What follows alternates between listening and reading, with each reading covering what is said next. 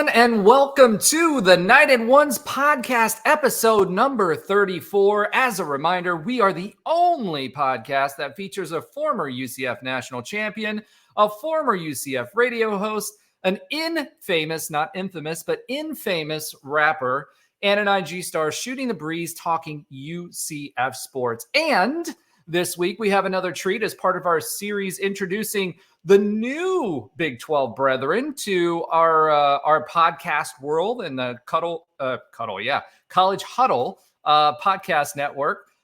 We had Arizona last week, and this week we have their hated rivals, the Arizona State University Sun Devils.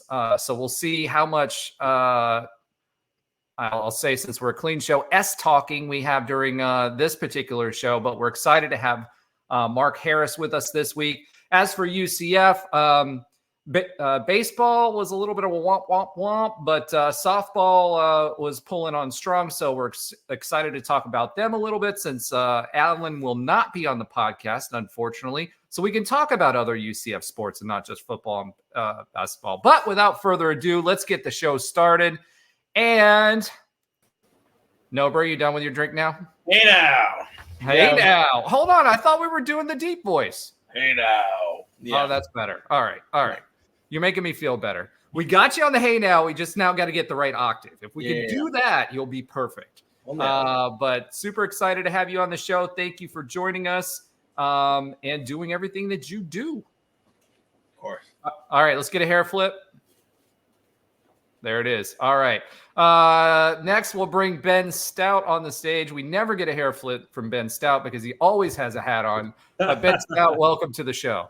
If I don't have a hat on, I'm usually like, a little bit more like a product in the hair. So I'm not much of a hair flipper, but you mean like this? What's up, guys? Good to be back after a little week off. Thanks for the PTO, Roger.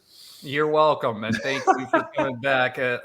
You missed a little bit of hilarity. I don't know. It almost felt like the teacher had left or something like that. I don't know what's going on. So last but not least, but always last, Josh Lazar. I'm going back to Tempe.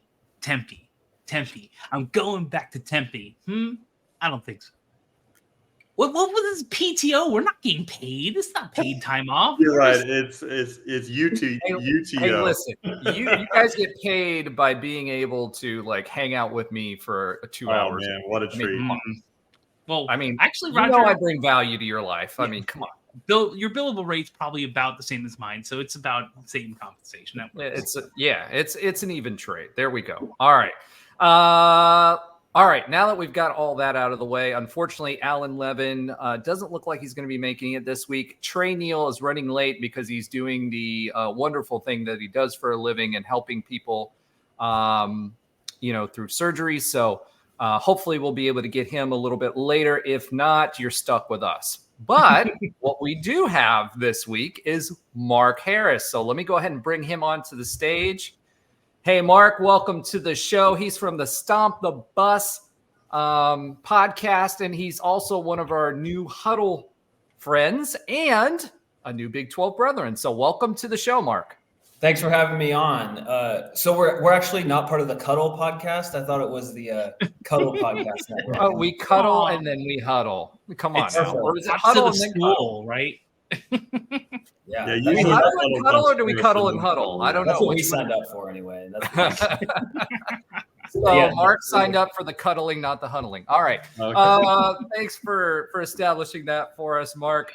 You are our representative for the ASU Sun Devils. So newly minted Big 12 brethren, and we're bringing on all of our new transplants from the Pac-12 to introduce you to Knight Nation. So we're excited to talk to you, learn a little bit about ASU, everything from the tailgating experience to whether we should be, bringing our bats to the tailgates or to the games and to protect ourselves, or what that experience looks like. And of course, I heard ASU is a little bit of a party school. So what's that like?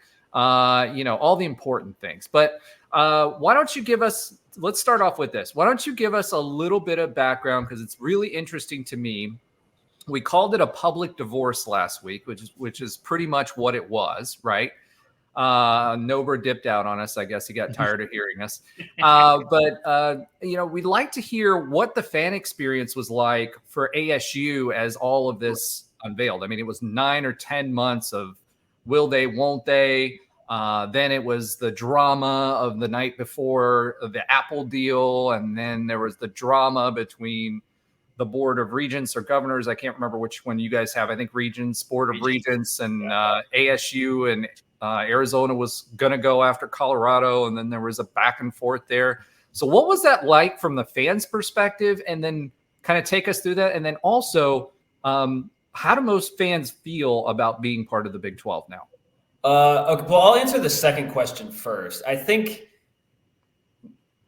most ASU fans there are going to be some older fans who don't follow the machinations of this quite as closely. That, I just wish we could be in the Pac-12. College sports is going in a wrong direction. All the same stuff you hear from, most college sports fans. But, I would say most of the fan base I think the word is relieved, because the way our athletic leadership handled the whole situation of potentially moving conferences, they just didn't handle it well at all. I think there was a report that Michael Crow and Ray Anderson had basically zero contact with Brett Yormark until the very end, when Washington and Oregon left. And to me, I think they really thought that they were just going to sign up, everyone was just going to sign up with the Apple deal, and the Pac-10 would survive for 10 more years or something, and then maybe something else would happen. They weren't, clearly they were just wrong on that. And I think just by ASU's being in Phoenix, having an enormous, school population, alumni, and then I would say a decent overall football history, although we're in the last 2 years have been a down stretch. But I think ASU football historically has the 25th best all-time win percentage. So I can get into that later. But I think all those factors were and because Brett Yormark wanted us the whole time, it's all we're relieved to get in despite our administration's best efforts, for lack of a way to put it. Can you say did you guys believe the Apple deal was going to go through as a fan base? As a fan base, I can't speak for the whole fan base, but I think a lot of people, I think they thought it was a possibility, I guess, but I think what a lot of the fan base was upset about is why did it appear that you guys had no plan B? That, at least from the outside, I don't know everything. I don't have a bunch of inside sources, but just from the outside, it seemed like people I think even though the Utah fans on social media were way more against going to the Big 12 than ASU fans were, it seemed like their administration still, especially towards the end of the whole saga, it seemed like their administration and, athletic leadership were way more just handle it better behind the scenes. And I think there's no better example of that. When ASU, Crow and Ray Anderson, when they had their initial press conference about moving to the Big 12, it was on a Saturday morning, at 9 a.m., and neither of them even wore any ASU gear, which I thought was just, I didn't care about it as much as other people, but I just thought it was just you guys couldn't even, you don't have a polo somewhere that you can put on, Ray Anderson the whole time was saying we aren't going anywhere, even right up to the end. Right.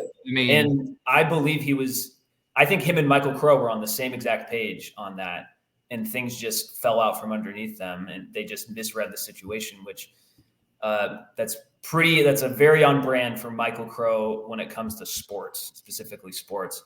Michael Crow's describing the Apple deal as what did he call it? A Star Wars, Star Trek technology or something. And it was dude, what? This is not, 2012, man. Like it's 2023 when this is happening. And just Ray Anderson just kind of making the unprofessional statement about, oh, I'll send my assistant AD to Morgantown or whatever. It's like, dude, just say nothing. Like, just don't say anything. And I think the fact that they had it, like their press conference, like it was outside of the football practice facility, not even like indoors somewhere. I think it just shows how like they didn't want a segment of the Phoenix media to show, like the ones that weren't like kind of just the normal TV people that don't always show up to practice all the time, who would maybe have some more pointed questions about why this went down and how they handled it. I think they just kind of wanted to get the press conference out of the way and be like, thank God we got into the Big 12. But no one will ever convince me that Michael Crow wanted ASU to be in the Big 12. There's just no, I mean, there were some fans who were like, oh my gosh, is he just going to turn down the Big 12 and like, we'll just go off to the Mountain West or something? I think that just the money ultimately, like, even if you don't want to go, I think that that would have been a breach of his fiduciary duty to the school. Exactly. Yeah. Something like that. Right. I mean, there's no way that you could do that. Right. It just feels like, I feel like the way that Crow handled this from the outside looking in was like, he felt like this was a failure of some kind. But I also think that wasn't he on the committee that was trying to negotiate all these deals and all that stuff? So it was almost like a direct reflection of him as well. You know what I mean? Well, and that's not the biggest thing with Crow is Crowing on Crow. That's our headline for this segment. Oh my gosh. Eating crow. That's a good one. Eating crow. He supported Larry Scott. He was like the biggest, he was like the most powerful president in the 2010s when Larry Scott was running the show at the Pac-12. And he just empowered him, all of his dumb,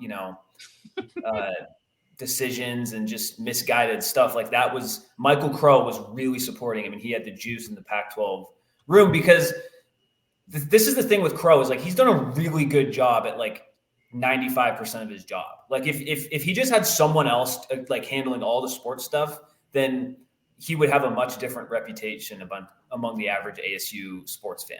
But that's not, he doesn't. So like there's a lot of like meaningful academic things that have been accomplished under Crow. That like, I always try to mention that when I'm talking about him, because like it is like I've had some friends who kind of defend him. Like, well, it's not his main job. Like he's done a great job at the university, and like, they're not 100% wrong, but it's also like, why do you have this giant blind spot? Like why can you not, like, there's like the Arizona State, Ray Anderson resigned in mid-November, and it's mid-April. No athletic director has been hired. And there's been a lot of reporting that it's almost certainly going to be an internal hire, which is just, the fan base just absolutely hates that, because it's like, why not just make the internal hire right after in November, instead of waiting 5 months when you could have it kind of looks like you guys got turned down by some people if you do that. I mean, just from I wouldn't be surprised. There was a lot of people wish we could have gotten David Benedict, the athletic director at UConn, who I had no idea who he was before all this, but like his parents went to ASU.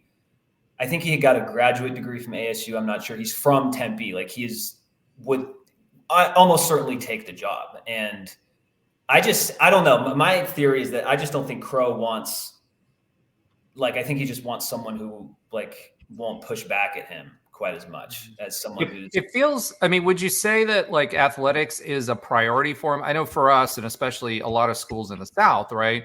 Athletics are a huge priority because it literally drives admissions, right? If you are good at school, it doesn't matter if you're talking here, FSU, UF, Georgia, any of the major schools. if you suck at sports, people are going to go elsewhere. Is Right. that the same kind of thing for Arizona? I know you guys get a lot of Cali people, and Cali people aren't known for really caring about college sports. You know, is that the same dynamic, or is it just not a priority for them? That's an interesting. It's not a priority it's not a priority in the larger sports as much as it should be. But he does love how, like, we do have a lot of, I don't know how many sports that ASU offers, but it's much more like closer to like Cal and Stanford. They have like a ton of different sports. And by the way, Cal and Stanford should not be your measuring stick in the Big 12. There's a reason they got to the ACC. I'm just putting that out there. Yeah, no, I totally get it. And that's one of the things that fans are frustrated at him at, you know, and our basketball arena hasn't been like renovated in like 50 years. And it's like, but at the same time, ASU also recently added a men's hockey program that's really growing fast and is growing steam and is actually entering, I think it's one of the better college hockey conferences. And our men's swimming team just won a national championship, and we always have good golf and stuff like that. So like, he does care. It's just his sports interests are just misaligned with what the fan base wants. And every fan base wants to be really good at football and men's basketball, and now even more so women's basketball too. And with ASU specifically, baseball as well. And, you know, we were chatting before, and you guys mentioned how like your guys' athletics like aren't complacent because you've always had to be trying to get to the next level, where like ASU has been very complacent because it's like, we've been in the Pac-12 for 45 years. And even though the school's so big that it can kind of like, it doesn't need sports quite as much as the selling point as other schools, because there are only 3 public universities in the entire state of Arizona. It's because it's ASU, U of A, and then Northern Arizona University up in Flagstaff. And that one doesn't really have much of a sports presence unless you live cross country. They're like, because they're at like 7,000 feet, so they can just churn out Olympians up there. But you have a ton of people coming in from California. And I don't know necessarily like that they're bad sports fans or anything, but it wouldn't be the same as the South. And you have a lot of people who, you know, come in from like the Illinois area. I'm from Western Washington. There's a lot of people from Washington that come to ASU. So like, it does have the appeal of it. Like, it's still one of the largest schools, and like, there's no like one major sport that you can like grab onto and be like, oh, ASU is awesome at this, you know. Basketball is pretty consistently good. It's basket. I don't know. This past season was really bad, but Hurley has at least. He's a pretty controversial subject with ASU fans because the basketball program, like from a administrative standpoint, doesn't really get supported that well. But sounds familiar.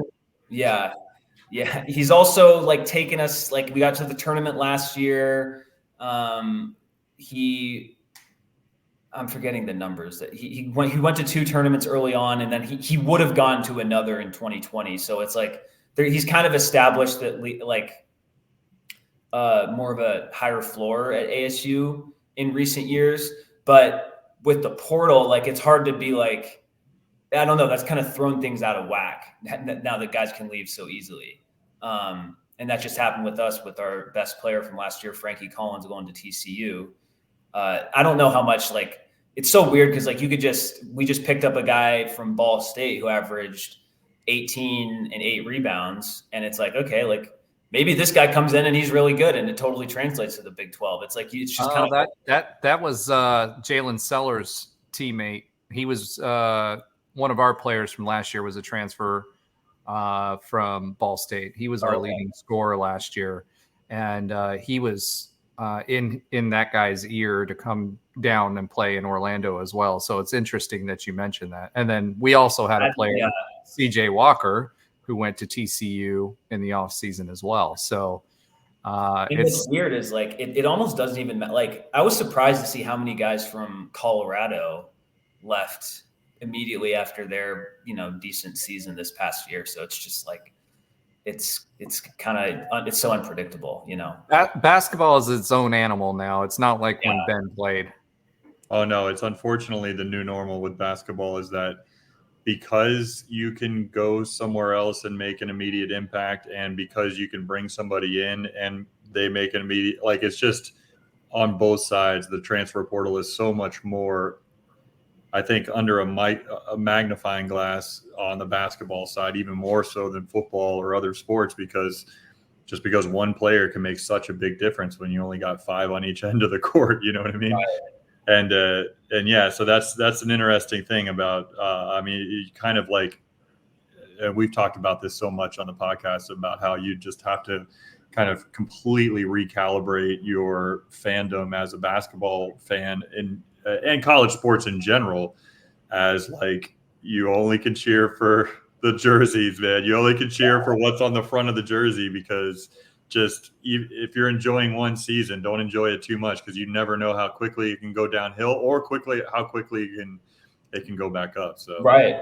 Well, and the other thing is, particularly with basketball, like, most of these guys know in the back of their head that they probably don't have like some long NBA career in the future. Right. I mean, just by the nature of just how many, there's like 15 guys on an NBA roster, and there's more and more international guys coming in. And like, if you're Frankie Collins, who's like a 6'1" point guard, like, what's like, I get why you want to cash in as much as you can while you can, you know? So like, I don't even really blame the players too much. Like, it's just how it is. And so, and even you mentioned Colorado. I mean, they're like one of the players that's going to the NBA draft is going to be the number 1 overall pick, or potentially could be. There, yeah. I mean, so I mean, that's they're losing a player like that. Those other players are probably like, oh, let me go figure something else out, you know. Yeah. All right, so you kind of mentioned something there about getting a bag, right? So let's talk about NIL for ASU. Where does ASU stack up in the NIL game, relatively speaking, and where do you think they would fall in the Big 12? Yeah, so I don't know relative to like, first of all, I don't have any like inside information on this, so I just want to be like transparent about that and not talk out of my hind parts, I guess. So this is a family show for everyone. So, yeah, exactly. But just from like kind of just like contextual stuff, and it seems like right now we're like mid-tier among the Big 12, which is it's better than where we were before, because we talked about Ray Anderson in this would have been February of 2022, and at this time, this is within the year of ASU football, when all the Herm Edwards stuff came out and how they were doing all the illegal recruiting stuff. And someone from the staff like sent all this stuff to the NCAA and be like, here, we hate Antonio Pierce, how he acts as a coach, and I'm going to turn all this stuff in. Just ASU's like just now coming out of that, recovering from that with the football. But anyway, Ray Anderson, this is in February 2022, after the 2021 season. Jaden Daniels has already entered the portal and left at this point. It's not a good time at all for the fan base. And he goes on Arizona Sports 98.7, which is like the flagship ESPN radio station in the state. And when he's asked about NIL, he's like, oh, we're not going to do NIL here. We're just focusing on developing players and stuff. And that just, it's ridiculous that he said that. Like, even if ASU didn't have a big NIL, war chest or whatever, like you have to answer that differently. You can't just be like, oh, we're not doing it. You just have to give some word salad answer. Honestly, that's better than, and a lot of that had to have come down from Michael Crow as well. I just won't believe otherwise. So do you think Ray Anderson, I mean, everything you've said so far, he sounds like he was pretty inept as an AD. So do you think he was just a bad AD, or do you think he was in a bad situation? I think it was a little bit of both. I think Ray Anderson, he did do a lot of decent things, like getting the hockey arena built. I do give him credit for that. And like a lot of his day-to-day stuff, it was fine, but it's him. Hiring Herm Edwards was a fatal mistake, and it didn't, no one, when the hire was made, everyone was extremely skeptical of it. And then it looked okay for a little bit. Like the program still stayed like decent, but then it failed in a different way than people expected, but it failed all the same. And so when you make a skeptical hire like that, people are like, okay, well, why did you do this? And you add in the fact that Ray Anderson was Herm's agent when Herm was a head coach in the NFL. So it's like a huge conflict of interest, and you're making a hire that no one else in the coaching hire search of 2017 was like, oh, I have an idea. Let's hire Herm Edwards off the ESPN booth. That's what college football needs right now is, a guy in his late 60s who was like a mediocre NFL coach. That's what we need to do. And so people didn't really think about Ray Anderson that much when like the first few years, like they were kind of building, and it didn't look terrible.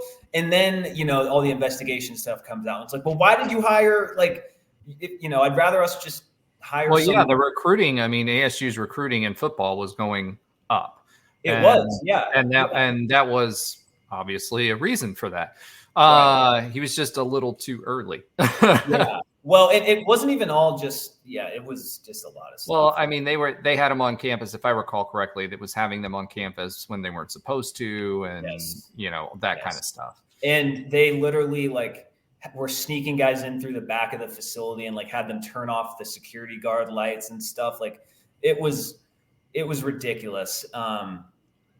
So yeah, but I would say with Ray Anderson, he was also having to work under Michael Crow. So I don't know how he would have done it a different athletic department, but he probably also would have never been hired to be an AD at another department because he didn't have any AD experience. Yeah. He was coming from the NFL as being one of their key lawyers or legal analysts. I don't know exactly what it was, but that's why Ray Anderson's not an idiot. He's a very extremely accomplished guy. It's just that he the Herm Edwards hire was just a mistake. And if Herm had ground out a 10-win season there, then people would think of his tenure differently. But if you look ASU football, every single coach, I mean, he didn't even finish ranked one season. You should be able to do that one year, finish 20th in the AP poll or something. It's not it's not we're Indiana football or something. Wow, throwing the Big Ten under the bus tonight. All right. Yeah. Well, I just wanted to go with the school that was absolutely 100% one of the lowest football schools. Wow. You could have went with Purdue or Vanderbilt. Vanderbilt. Yeah, that's true. There's lots of choices. I'm just Arizona, So we used to have the saying the Pig Five, you know what I mean? Just because it was bloated. And a lot of these teams below were getting paid, basically the high tier SEC and Big Ten teams were getting paid. All right. So we kind of get an idea around your NIL. Tell us a little bit more about the fan experience, right? So what's it like? What are some highlights on game day? Are there any traditions that we should be aware of? I know you guys don't throw tortillas on the field, but anything like that that fans should be aware of? Yeah. So we do have some kind of the devil walk thing. I think a lot of schools have something like this where the team comes off the bus and goes in the stadium and people, cheer them on. Yeah, we have the night walk or, whatever. Yeah. So we have that. I wouldn't say that this is something that there's not a great tailgate scene. And a lot of it is kind of how the area around this stadium is kind of set up. Apparently, so I started at ASU in 2014 and I don't have any previous, I kind of just, it's before I was born essentially. I wasn't paying, I lived in a different state. I didn't, but there was a time where there was a much larger grass field for people to tailgate on and stuff like that. And now there's one smallish grass field and a parking lot. And, tailgating in a, for September games in a parking lot in Tempe, like that's a long day. We know all about the heat, Yeah. and at least yours is dry, ours is humid. So when Yeah. you come to Orlando, it's kind of a toss up. I mean, Pick your poison. Yeah. For us, we have like a mister and stuff at our tailgates, right, to cool off. But what I will say though is like the bar scene on Mill, like it kind of makes up for it. Like you can kind of get started there and then go to the game. And I'd say like it's a very like if you're taking all the Power 4 teams and like filtering out their fan base like passion level in terms of football, I'd say ASU is like very in the middle.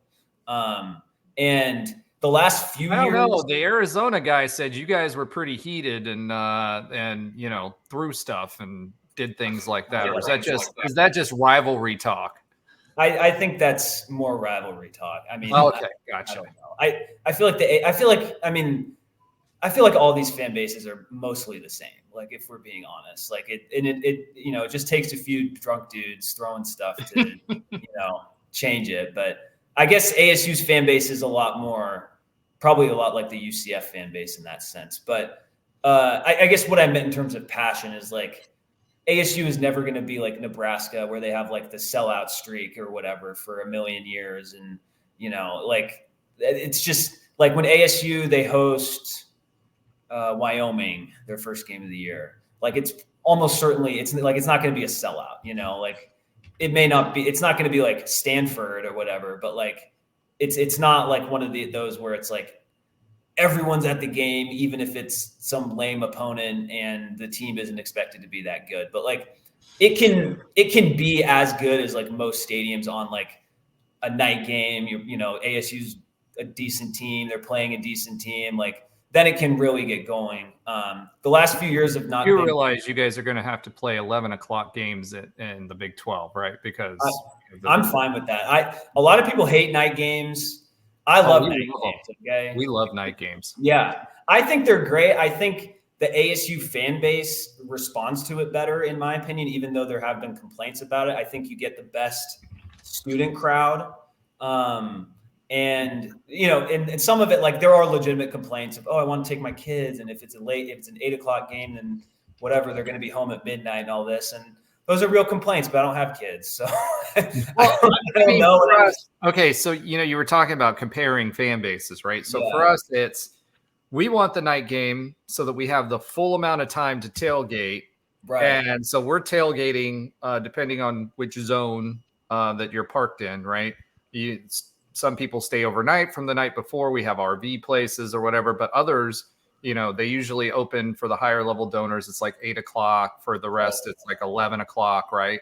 But you tailgate. We have a pretty active tailgate scene, like really active tailgate scene. So you go from like 9 to like 7, right? And so by like 6 o'clock, you're stumbling over to the stadium. And we have alcohol sales in the stadium all over now. So, and then you get up for the game and everybody, doesn't matter if you have kids or not, everybody's into it. So let me ask you this. How many, like if we had a hypothetical UCF game, how many fans on average would be at the stadium for you guys, would you say?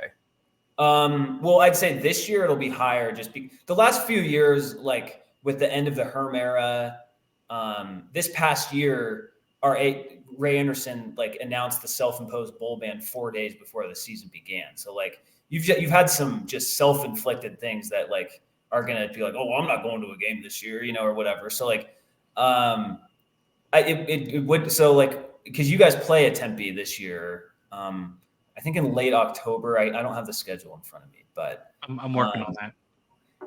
I would say if like ASU is like a 4 if ASU and UCF are both kind of like 4-3 teams, I would say there will probably be so early November 9th. Yeah, November right 9th. After Arizona comes here for the space game, and that'll be fun. And we got to buy afterwards. Okay, there you go. Yes, you guys get us off after a bye week. And I can tell you if no, buys after Arizona State. They have us after a space game. That's going to be fun. So let me put it to you this way: if we're like 4-7 by that point, this fan base is going to be in full meltdown mode. Mhm. Well, you couldn't be because it's the October 9th. No, I know, but I'm just saying as an example, if by the time we get to your game, which is 1, 2, 3, 4, 5, 6, 7, 8, 9 games in, Sorry, right? 11-9, not 10-9. Yeah, 11-9. Oh, okay. Sorry. Yeah, if we get 9 games in and we've got 4 wins, Gus Malzahn might be going home on a bus. So let's just put it that like we're not going to fire Gus, right? But at the same time, if we only have 4 wins by that point in the season, this fan base would be livid, tearing up goalposts for the wrong reasons. So let's just put it that way. Right.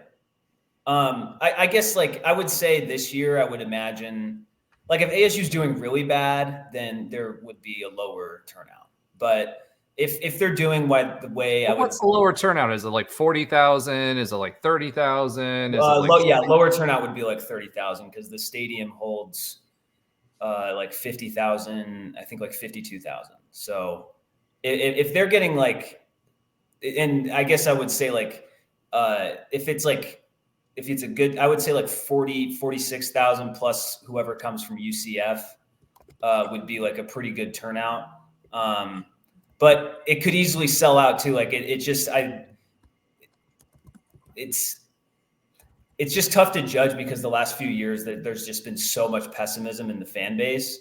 But I also think that like this football season, like it's tracking to be like they're good enough to go to a bowl game, I would say.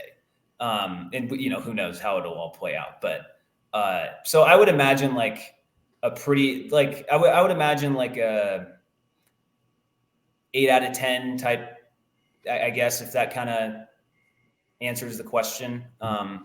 Yeah, I think we've covered it. Yeah. Yeah. Okay, cool. Go ahead, Ben. Sorry. Yeah, one of the questions that I have, it's one of the ties that our two schools have kind of had since I went to UCF is like always seeming to be 1 and 2 or top 3 in undergrad student enrollment, right? I think Arizona State is number 1 right now in the country, and UCF is number 2. And in the case of UCF, I mean, we're just overall a young sports program, right? I mean, and that's the reason why it's not only it kind of feeds into our energy and kind of attitude as a fan base, but what also kind of feeds into that is because we have had such a large undergrad student body and we are relatively young as a school, like our average alumni is like of our fan base, like our 35.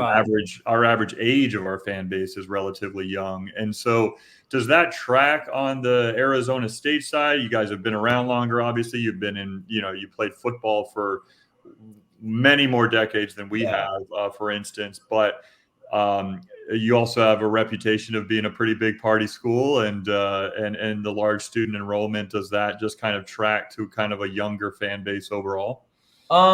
Yeah, I would say not to the same level as UCF though. Like I don't know what our average alumni age would be because you have a longer history, but like ASU didn't always have the same student body, 45 years ago that it does right now. So that kind of changes how it all works out. But I would say it's probably on the younger side in terms of alumni, just because like so much of the alumni that's young, like probably was recently at the school, right? Just because of how big it's gotten. Yeah.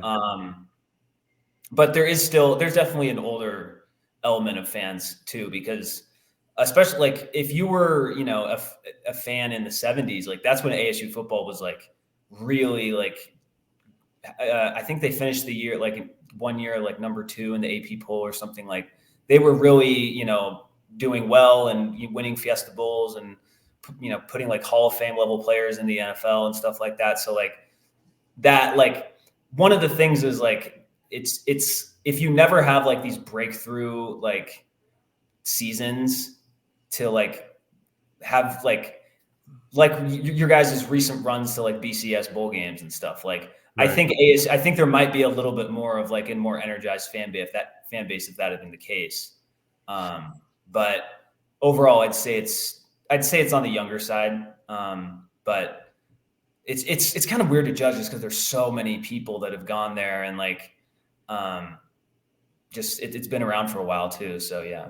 And is the bar scene like just feeding into the party, like, you know, atmosphere? Is the bar scene like really, or like the main bars like really close to the stadium, really close to campus, like that? So that's like all walking distance. So that kind of feeds into everything, huh? Because that's something that we don't really have at UCF. Oh, okay. Yeah, no, definitely. We have bars nearby, but nobody's like leaving a bar and walking to the stadium. It's a kind of Burger U. I mean, Burger U now. You're right. I guess I'm just thinking of like bars that like students and even alumni are like always. Bar Louie, you could stumble across there. Yeah, I wouldn't want to. That is a dangerous intersection. That makes it more of a little bit different college town experience than what we have at UCF, I guess. Yeah. No, if you guys come to Tempe, like it's Mill Avenue, that's the main area. Like it's really close. Like you can walk there or, you know, take one of the scooters. I've had a few interesting rides on those over the years, but like it's right there. And it's very like you can walk there so easily. Like you can see the stadium from the bars and stuff like that. Like it's a huge deal. And also like Old Town Scottsdale is pretty close as well. It's not within walking distance, but it's within like a short Uber ride away. And so like that kind of adds to the whole, the Old Town doesn't really add to like the ASU football experience, but like it adds to like the vibe of ASU. Like I don't think you're a true ASU student if you don't somehow know someone who was a club promoter at Old Town. So yeah. So you know, that's part of the vibe. I'm sure there's a pretty big vibe like that at UCF too. Like, you know, you have two Southern.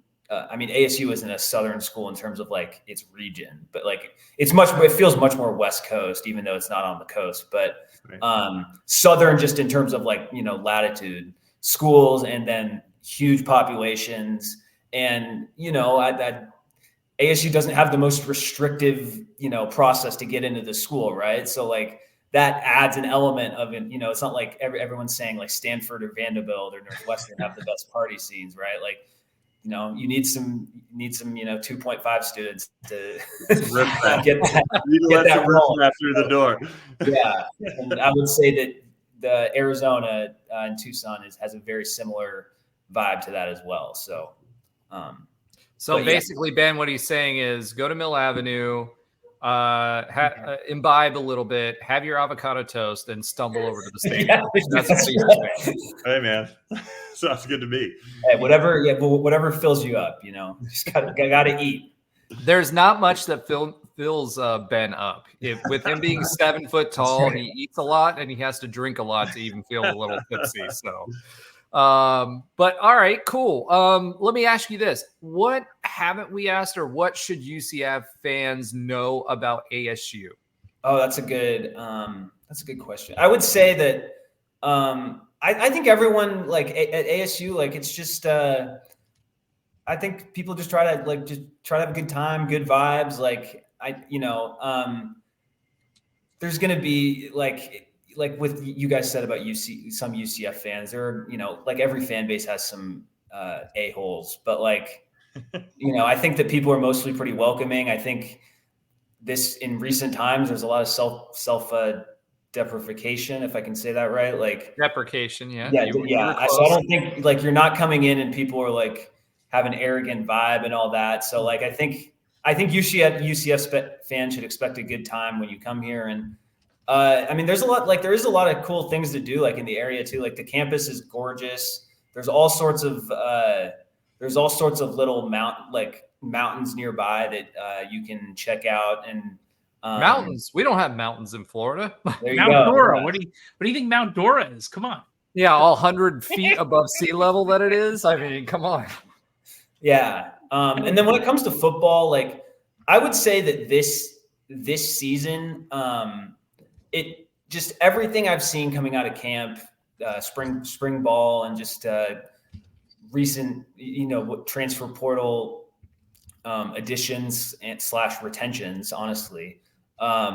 It feels like this team is, I don't want to say like poised for like a breakout season, but like poised to just kind of be a competitive team, which they kind of weren't for the last 2 years. And so I think we'll come into the Big 12 and like, I think like there's a lot of like preseason, like this preseason stories and stuff that have ASU as like the worst team for football. And like, I get why they have them there, but I don't think by the end of the year, that's where they will be. I think this is much more of like a 6-6, maybe 7-5 type team. But is there optimism with Kenny Dillingham and like just optimism around the fan base? Like, okay, once he gets his guys in there, like I feel like we're really gonna start rolling. Is that? Yeah, there's definitely optimism with the Dillingham regime.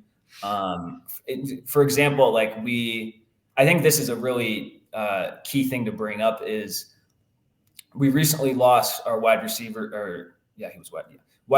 coach, Rashad Samples, to Oregon. And like, that's just how it's going to be if you're in the Big 12. Like if one of these, larger schools like Oregon, it's like, are you really going to blame the guy for going to Oregon? And it's like, I don't know. But anyway, like you have someone depart your staff, which is never great. He just hired Hines Ward to replace him. That's and I was a little bit skeptical at first because like, why are we doing the ex-NFL thing? Like, but then I looked into his background and he was a wide receivers coach at FAU and had been the head coach of the XFL San Antonio team. So it's like, oh, okay, he has like legitimate coaching experience. And I think the thing, how it relates to Dillingham is like, at least like it's good that Dillingham has the juice to pull that off, he's like a 34-year-old head coach who, in terms of on the record last year, like they weren't good. So like, I think that's a really good sign for how this is going. Our defensive coordinator last year did a really good job. And so like, that's again, like Dillingham, when he hired him, he was like, yeah, I hired him because when he was at Washington State, he gave me a lot of problems when he was at Oregon. I'm like, that's like the perfect mindset of hiring the opposite side of the ball coordinator. So you have that. And I think just he's been able to, I mean, honestly, I think we have a pretty good group of skill players. And so like, I think that's good. And that, having those type of guys succeed can only, hopefully it attracts more and more guys like that, So I think there's optimism with it, like from the fan base about like, oh, the football program seems like it's going in the right direction. Knock on wood, transfer portal, that could change all of this. But I as I say that, like they do have the depth at those positions to like be able to absorb a few defections. I think the big thing you'll find in the Big 12 when you guys get here officially, right, is that the O-lines and D-lines are no joke. So you're going to need strength. Like we always have skill players because, we're from Florida, right? Yeah. But the lines and the linebacker core, we kind of came into this, and even Gus Malzahn said, Big 12 is known for being a high flying offenses, spread offenses, and when we got here, everybody that we played was playing, smash mouth football. Right. So it wasn't, that's what it was like 10 years ago. Yeah. Yeah. Well, I mean, even a few years ago, we were talking to the OSU guy, and the OSU guy even said, it really changed a couple of years ago, but we found out real quick, depth along the lines is one of the key things to being successful here. And having really, really good linebackers and stopping the run. So we're doing a much better job. We feel we're in a much better position as far as depth is concerned with our line and our defense this year. But that was one of the lessons learned. Yeah, for sure. And I mean, that was one of the particularly on the offensive line last year. Like it was a not. Was it offensive? Offensive, yeah. There you go. Yeah. Well, it didn't help. Like, see, you haven't reached peak dad joke level yet. No. So what you need to level Well, up. he and hasn't have reached some kids dad like the level, rest of so us. come on. Yeah, exactly. You don't have to be a dad to spout off some dad jokes, but definitely it helps. No, like last year, our offensive line, it wasn't like the strongest position group anyway. And then within the second game of our season, both of our tackles, like one was out for the year and the other missed like half of the season. So it's like that's just torched everything. And then we had quarterback injuries that followed that, and it like everything kind of snowballed from there. But like but like just in terms of additions in the transfer portal, not in terms of like I don't know how good each addition is, but like just in terms of quantity, they've brought some guys in, and just from what I've seen, like it definitely seems like their offensive line is in a much better overall shape to succeed. And then defensively, defensive line is, I'm not really worried about that quite as much because our defensive coordinator, Brian Ward, runs like a very aggressive defense. And so last year we had a guy from Texas transfer down, Prince Dorba, and he had like 6.5 sacks. Clayton Smith transferred down from Oklahoma. He had a good year. And like, I think that's one thing that ASU's really been doing in the new transfer portal era is like, oh, you didn't start at Oregon? Okay, well, come down to ASU. Like, I'm sure UCF is doing a lot of this too. Like, you can still be like, oh, okay, like it didn't work out at LSU.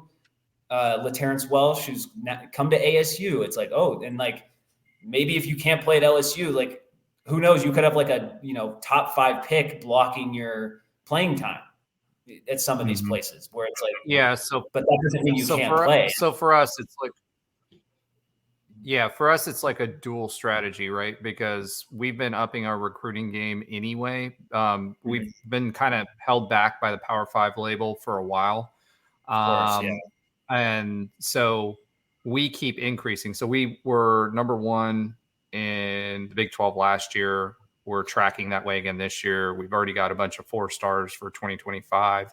So we have that, and we continue those 5 stars and, high 4 stars that, we miss out on that might go to UF or FSU or, a lot of those guys, they'll come back. If they don't start the first year, they'll come back and we'll continue recruiting them and we'll get them as a transfer. Lee Hunter was an example of that. One of our big linemen from Auburn. We had a guy from Alabama, KJ Jefferson. Gus Malzahn recruited him, while he was at Auburn. And they ended up, going with whoever they went with that also came in at the same time. So, I think that's a continued thing. I think we're a little bit more blessed because we are within the state of Florida. So for us, we recruit really heavily in Florida, Georgia, Alabama, a little bit of Louisiana. But that's our primary foothold. And our big thing, because, Phoenix is huge. Orlando is bigger than most people think. It's 2.7 million in the metro. So we've kind of made a concerted effort to recruit what we're calling the state of Orlando, right? So we've done a really, really good job of making sure we're keeping all those high-level 4 stars coming to UCF. And so from a recruiting aspect, it's a little bit of that. But now that we've kind of caught up with the P5 level, and Gus Malzahn is still a big name in college football, and specifically he recruited Florida and Georgia for a really long time in Auburn. So there's a lot of connections he kind of brought to the table, and we've reconnected a lot of high school relationships since he's been here. So from a recruiting aspect, I don't think it's so much about getting those guys that don't make it, but it's maintaining the relationships that we already had, and those that are like super high level 4 or 5 star recruits, like Javon Baker, who went to Alabama and sat a year. He came down to Orlando the following year. Or Goldie Lawrence, it was between us and FSU. He chose FSU. He was there a year and then came back to Orlando. So, we're in a lot. It's funny because now, the types of teams we used to be in dogfights with was like Georgia Tech, and whatever. Now on every top 3 list, it's us, Alabama, Georgia, or every top 5 list, it's us, Alabama, Georgia, Florida, and LSU. So from a recruiting perspective, we've kind of already surpassed that. But we've still got a little ways to go.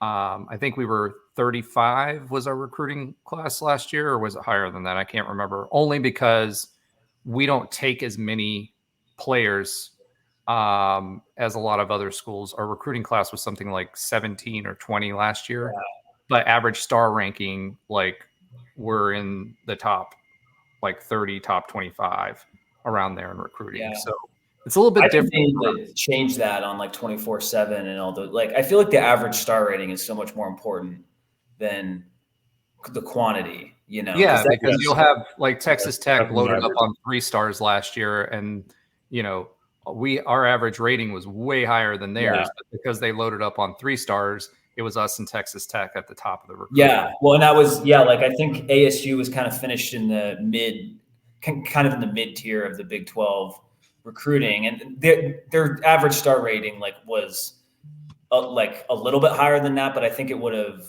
been like top 5 if it was average star rating. And so like it does change. But I mean, I think with recruiting rankings, I feel like once you're just kind of in the middle, like I don't really know how much like being like 40th versus 50th really means anything, so well, for us it means everything, because we're in the state of Florida, so we're expected to recruit that way, and we've kind of displaced Miami in a lot of ways in the Big 3 and in Orlando, so that's yet another measuring. You guys have a better coach, that's for sure. Yeah, Miami hasn't done anything but buy players and do nothing with them since they joined the ACC.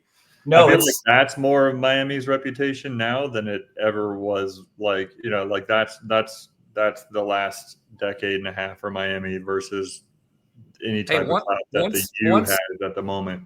Yeah. Once Nevin Shapiro wasn't able to have cocaine-infused boat parties in the harbor anymore, that kind of went away, allegedly. So I want to add the allegedly, as I don't want to besmirch the good Nevin Shapiro's name, Mr. Miami himself. So we're going to leave it at that. Where can people find you? Yeah, so you can find the Stomp the Bus pod on YouTube at Stomp the Bus. We don't have a huge following, but we provide good insight, and just a lot of it's just kind of just expressing our emotions about what's going on at the moment. So you heard it here first. ASU fans are emotional. That's right. Hey, I'll take it. It could be worse, I guess. But do you guys have a Twitter or Instagram or anything like that? No Instagram, just Twitter. It just at Stomp the Bus Pod on Twitter. It's in the College Huddle network. I believe there's so many new, pods in that, so it's kind of hard to keep up. But I think we follow each other, and and the name Stomp the Bus. At first, you wouldn't think it has anything to do with ASU, but before every game, on the screen they show a video of a giant Sparky. He's walking through the Phoenix area. And so there's some trivia for you. We didn't know what the Sun Devil's name was, so it's Sparky. Sparky. Here's a basketball. There we go. Don't go further. This will be 3 in a row. They start ruining my facts. So Josh's fun facts of the week. Sparky. I would unbiasedly say the best mascot in the Big 12, but that's just me. You'd be wrong. Unbiasedly? We have two. We have 2 that are better. We have the Citronaut and the Knight. Come on now. Maybe the Citronaut. I'll give you guys that. Space U, baby. We have rocket launches on our field. The 50 is lined up with the launch pad at Cape Canaveral because we're Grant University. So, like the other night, we had the spring game, and as soon as the spring game was over, they lit up the tower, and then you watch the rocket launch right over the 50-yard line. So anyway, Sparky walks through the Phoenix area, and then before he walks into the stadium to throw down the ASU Trident, he stomps on the opposing team's bus and crushes it. And so there you go. Stomp the Bus. Oh, on the video board. Like, So Gotcha. no, not in reality. Unfortunately, the bus. Well, I don't know. You That know, would make him a pretty could cool get a little mascot if he crazy. actually did that. Yeah. Yeah, get a little crazy. Had a little too many nooners, and jumps up on the bus and starts Right. stomping up and down. You never know. It's college football, and I wouldn't put it past SEC mascots. So I'm putting it out there. Yeah. Well, I have one question for you guys before we head out. Like, Sure. actually two. Like, one, who do you think is going to win the Big 12? Because I've been thinking about this, and like there's no like one obvious answer. And then like for me, like it's weird. Like being in the Big 12, it just represents opportunity because there's no like, just for speaking from a Pac-12, there's no Oregon standing in your way with just so much money and just recruiting classes that go crazy, and or USC in the same vein, and honestly Washington as well. Like there's not any, like maybe the biggest, like it's like Kansas State, Oklahoma State, and Utah fighting for that number one program right now, and like none of those are like impossible to take down. So both of these, yeah. I'll say this about that. I for me, and guys, I'll let you guys answer too. But for me, I think K-State's going to be tough again. They bring their quarterback back. They had a really good run last year. I do think that Utah, they bring their quarterback back, who was also hurt. So we didn't know if he was going to go to the NFL or come back. He came back, so they're going to be tough. Utah's been consistently good. So I think they're going to be a contender. OSU is going to be interesting. They bring their quarterback or their running back, and he's phenomenal. But if they're one-dimensional like they were last year, they didn't have much of a passing game. So you'll run a lot. You'll win a lot of games with the run. But if you can speed them up or get out to a fast start, it's put a couple touchdowns up on them so that they can't just grind the clock. They're going to be interesting. I think Iowa State's going to be better than everybody's expecting. Kansas, they bring back Bean, I think. So for their quarterback, Daniels. I think they have Daniels, or did Bean go to the NFL? One of them went to the NFL. I can't remember. Yeah. I don't know if he'll go to the NFL. Well, I mean, he went to the draft, the combine, and the draft, right? Okay. So, but Bean was actually a really good quarterback in his own right and did really well. And then when Daniels went out last year, he came in and played really well for Kansas too. He might be an undrafted free agent, but he might surprise. I mean, he had a pretty good skill set and was a 4-star quarterback in his own right and played well for Kansas the previous year. So I don't know where he'll end up. He might be a 3rd or 4th rounder. But at the end of the day, I think all of those teams are going to be contention. I will say that we are going to be in contention. Our defense is much improved over last year. Last year, we had a brand new defensive coordinator. We brought in Ted Roof this year. It's going to be way more aggressive and way more. Our defense was vanilla because we had a brand new defensive coordinator. So with KJ Jefferson, we've got a really good running attack. We've got we really do have a 3-headed monster in the rushing attack. We've got RJ Harvey, who was one of the best running backs last year.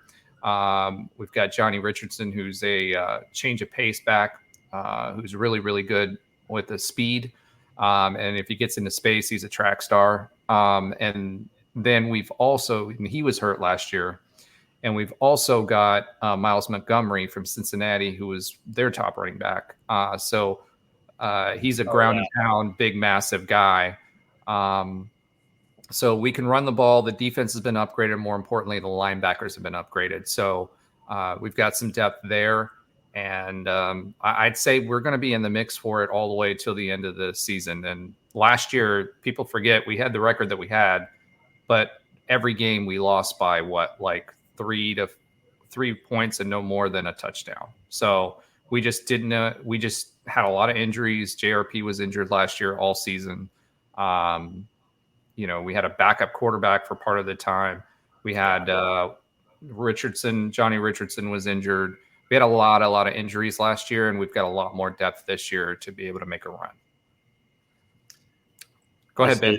I'll say that you kind of proved Mark's point when you named about 4 or 5 teams that could be that it is pretty wide open. I would agree with you about. I mean, obviously UCF is. I mean, I think that we've got a great chance this season, and so I think that we're going to be in the mix. And beyond that, I'll agree with some of the top teams that you said there. I think Utah is going to be real tough coming into this conference, and I think they're going to be a contender right away. And then Kansas State, kind of keeping it rolling from last year. I think those are probably our one of our a couple of our biggest roadblocks. But this league, I will agree with you, Mark. I do feel like it's relatively wide open, in the sense that I feel like there's not necessarily like.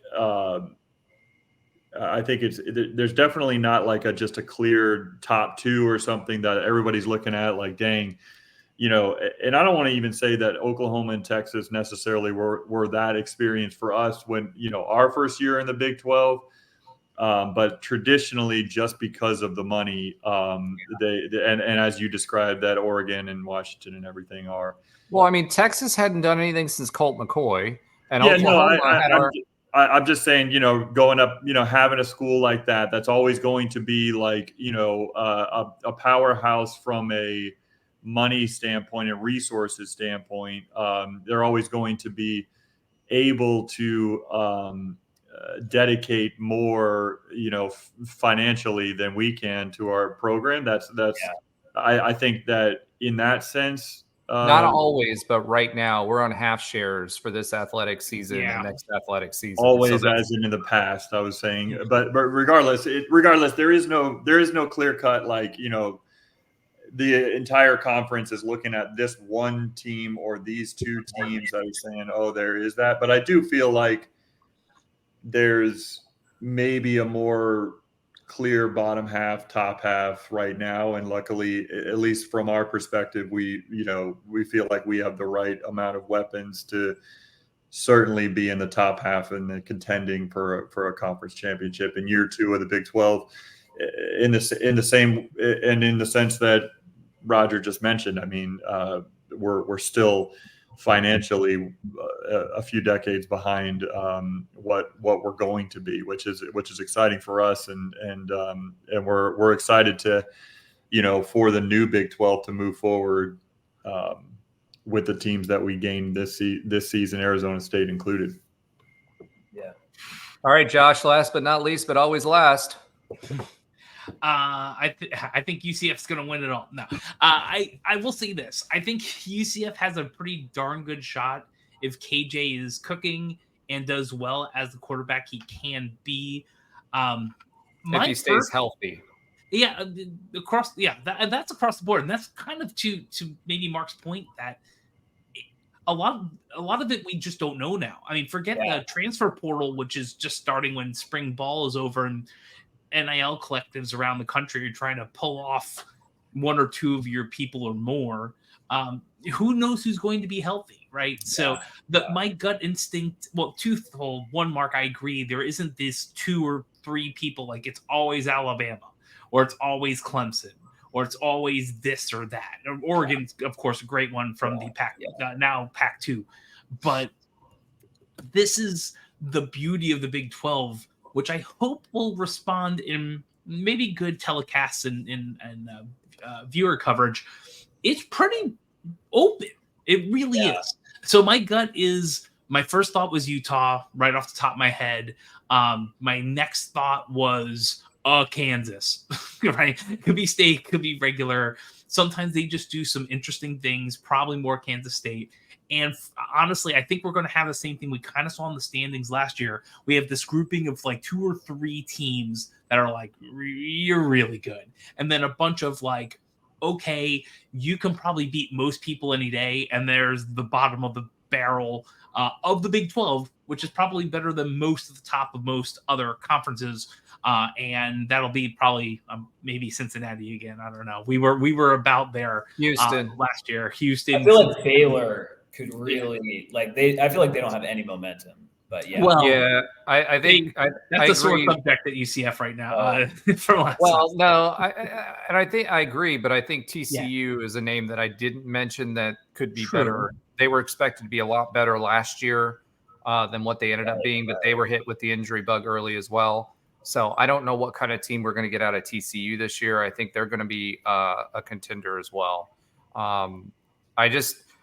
Well, like you said, there's a lot of names to put in there, but there's a lot of teams. There's probably a good 4 or 5 teams that have buzz coming into the season that, if they play to their potential, can be really, really, really good. I mean, really, we should have been probably an 8-win team last year,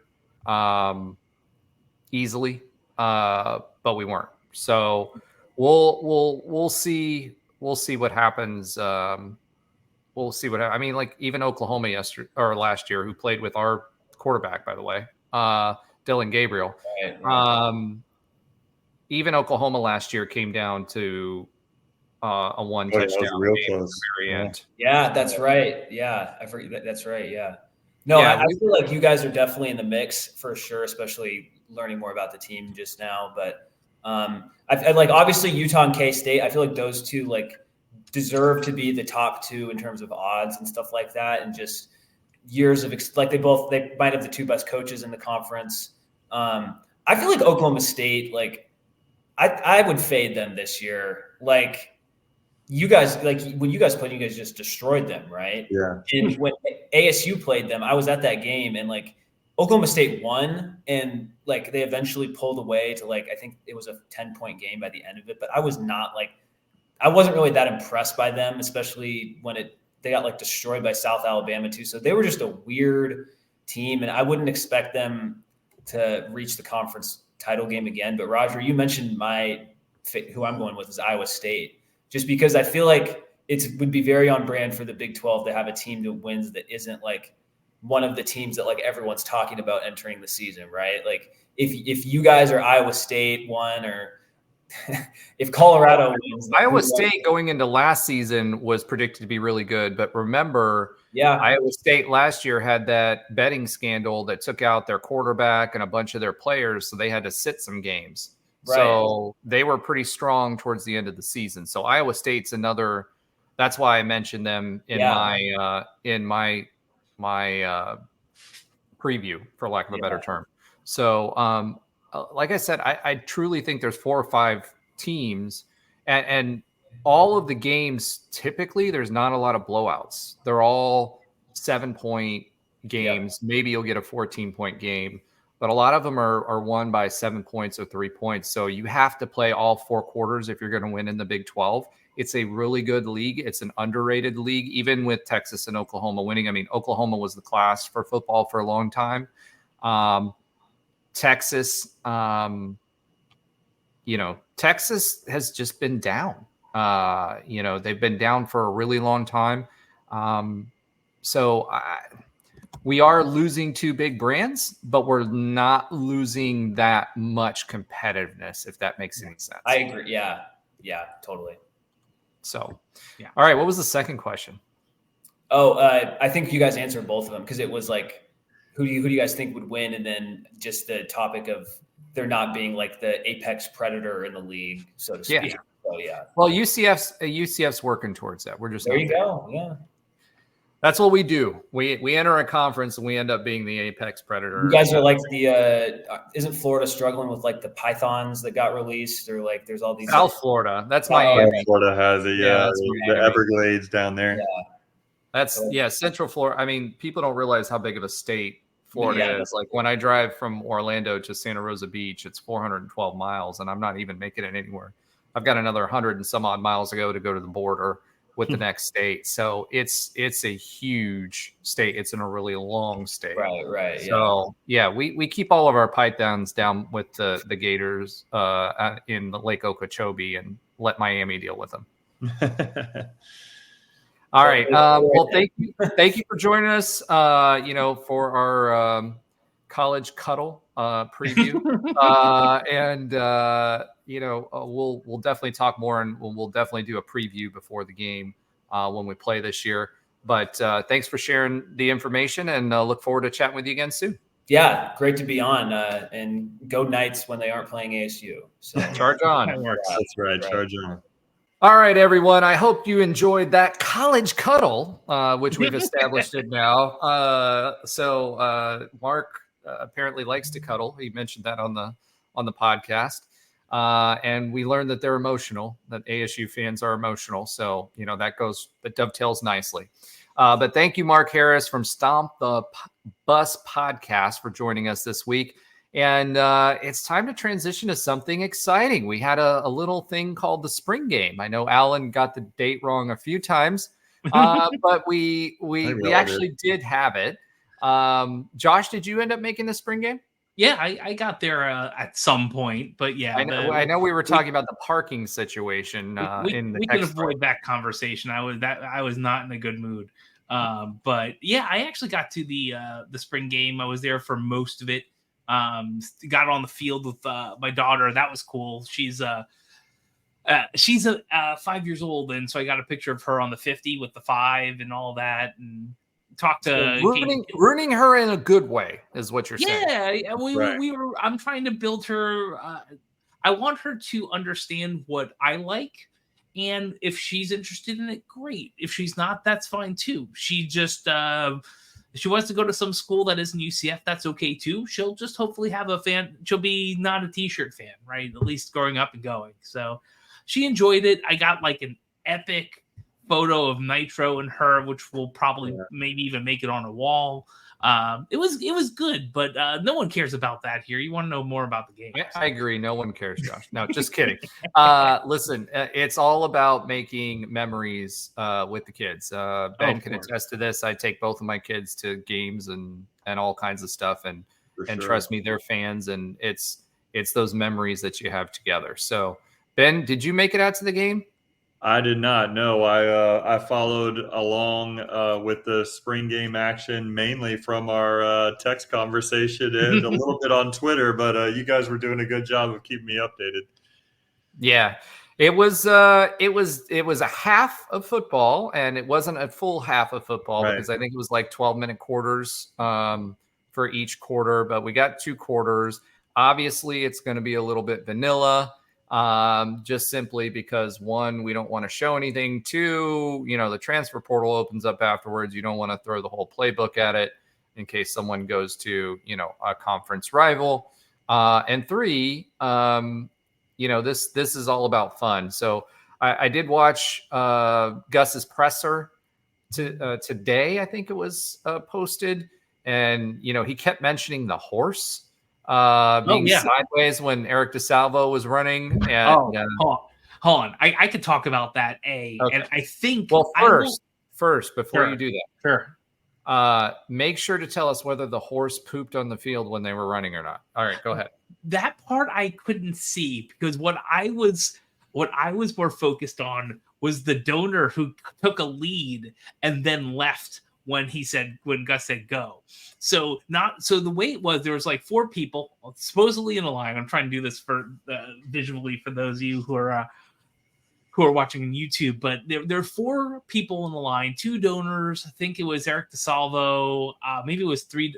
2 donors, Eric DeSalvo, and the horse. And the horse was kind of in the back, and the horse was sideways. He was 100% right, as Gus is. But what I don't think Gus saw, or because they are a donor, they got away with the gentleman all the way at the far end, which was the last part after the game-ish part and some other cool competitions. That first gentleman all the way towards the home side, the Roth Tower side, had a good 4 or 5 step start, realized a mistake, froze, and then when he said go, went. So Eric DeSalvo, I know you have the video. I don't know if you're going to show it, but I think he probably did. He beat Eric? Did he beat Eric? Because the horse, he did. He had like a 5-step head start, and the horse was sideways and had to turn, and the horse was in the wind. The horse was being fed carrots, but I'm sure DeSalvo did that. He had a hand in that.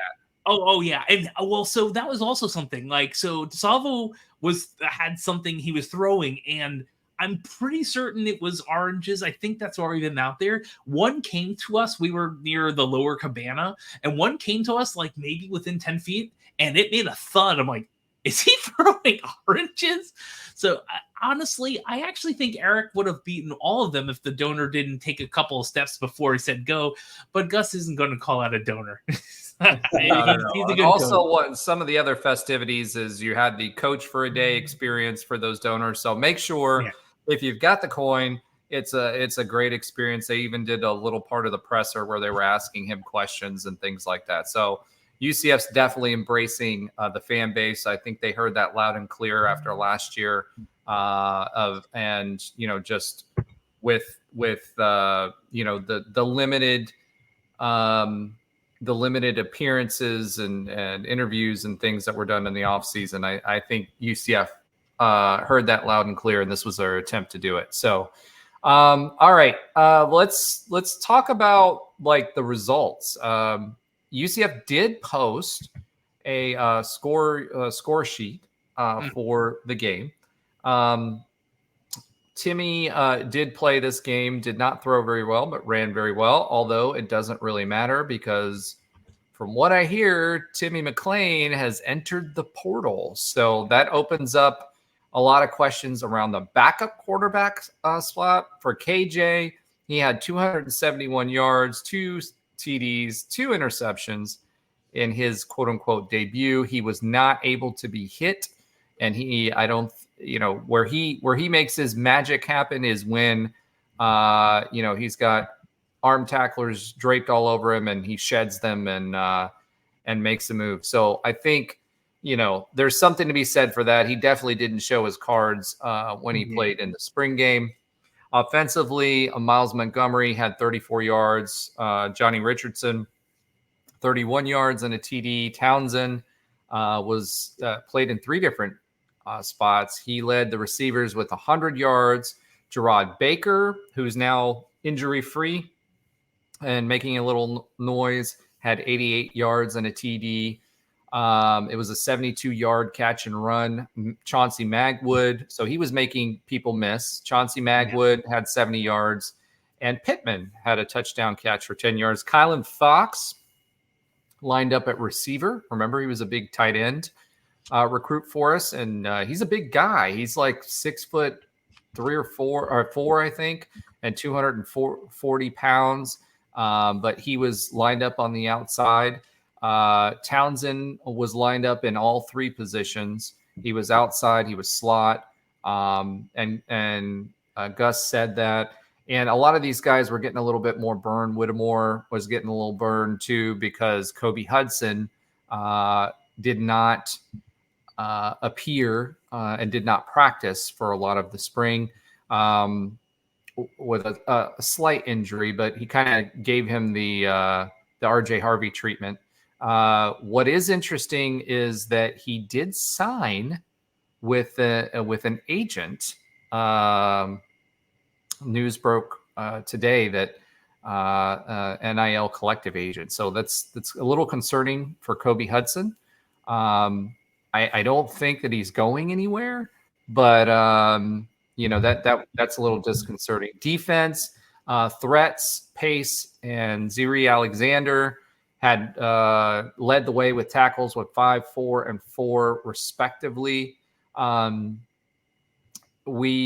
far as the linebacker spot is concerned, it looks like we're in a good place with the linebackers, and we've got two of the Cincinnati defenders playing for us, so it's pretty interesting. The third defender at safety, is going to definitely be in the rotation as well. So there's some familiar faces from last year's Cincinnati defense that will be playing for us next year and seem to be doing really, really well. Nicholas Antoine, he had a pick, but that was off of a pass that was thrown to Fox. It was kind of bobbled and caught. And Christian Peterson had a pick. John Walker had a forced fumble. And 9 different players had a sack in the game. And again, I do that in air quotes if you're listening on the podcast. So, we'll get to our impressions overall, what we felt, but was there anything that jumped out to you, Josh, while you were there that just kind of said, hey, this guy's going to be a good player and blah, blah, blah? Well, almost to your last point, one of the bigger things was that there was a couple of times where I thought KJ would have fought through and not gotten sacked, honestly. And I know that he's not, two-hand touch and he's sacked. But I don't think the defense got that much of a benefit for him being untouchable, if you will. There are a lot of times where Timmy and others were getting sacked too. I'm hoping that's a good sign for the future. I think I've seen terms like confident with the defense, and I really love, out of all the things I like hearing, and I wish Trey is here to talk about it. Maybe we'll be next time, but confident in any part of a team sport is a term I love hearing. So aggressive. Yeah. I'll tell you, if I'm picking out one person, and you talked about Kobe not being a full getting full reps or almost any reps, albeit when I was at practice, he certainly was. So it must happen after they were out of shells. X was like lightning, man. He is definitely someone where I feel I've always liked this play. And it's interesting because they said they're kind of moving him around in different areas, especially since he has more reps. So I know we're all like, oh, is Kobe going to go? Or maybe he's just testing the market to see what his value is and making sure he's getting the proper value at home. Whatever that might be, would I love to have someone who will probably be on an NFL roster in the next two or so years at home? Absolutely. Or at least rather at UCF. But I really think if there are other pieces of the puzzle that can do pretty good things, pretty nice things. So Kylan Fox going out as kind of this wide receiver tight end hybrid, that there are some cool things to look at his way during the game. So it was again, it's vanilla, as Trey has said in the past, but some things like the defense is really what I think we're all hoping is really confident. That's what we're really hoping for, because I think the offense can get there where it needs to be. So from my view, it'll be interesting offensively. Two things that I kind of think about is offensive line, right? If we're seeing that many sacks, what does that mean for the offensive line? Actually, three things now that our presumptive backup quarterback has left. The second thing would be who's on the outside, right? Is it going to be X and Kobe Hudson, right? We have Burdell Richardson as well, who you saw him live and everybody has gushed about, right? So does he get more burn than what we're expecting? And then, the last time we had a short, fast receiver, that ended up transferring. I think he went to, as Alan affectionately says, Ole Miz, and we call Ole Mids, right? I can't remember his name, but he did pretty, right? Yeah, Jalen Robinson. He did pretty well for himself. So X, if he can get into space, that's the biggest thing that makes him dangerous, because he's really, really fast, and I think he can create some space with his speed on the vertical routes. And I'm expecting a lot out of Pittman. The other question that I have now, and it's funny because we've always had questions about defense, is who's the backup? Dylan Rizek did not do much during the spring game. He's the presumptive backup. But does EJ Colson, if he comes along, does he, because he reclassified this year, right? And so he is 2024. He's young, but if he comes along throughout the season and something happens to KJ, do we throw EJ in there because he will be the starting quarterback presumptively next year, right? For us, just to get him some time. So knock on wood, nothing happens to KJ, right? But yeah, of course. Is he the guy that goes out there in garbage time during a game? You know what I mean? Or do we continue with Dylan Rizek? So it'll be interesting. Also, that Kobe Hudson move that I mentioned earlier, that kind of makes me raise an eyebrow. The transfer window, we're recording this on April 15th. The transfer window opened. So who bolts like lightning, from the team and the transfer window, and then who should UCF go after in the portal? I know we've got our eyes on a receiver that we're trying to get, who I believe he's from Auburn as well, former 4-star receiver from Auburn, who we're trying to go after. And do we try to get some more defensive line depth? Because the one thing I am worried about is Walker getting a bag. And I think we're going to be worried about that. And Lee Hunter getting a bag. I know Georgia needs some defensive line help. That's something we need to keep an eye on as we kind of move through the transfer window. But I will say that I do think that the Kingdom has prioritized both of those guys for us. So I'm hoping we're in good shape.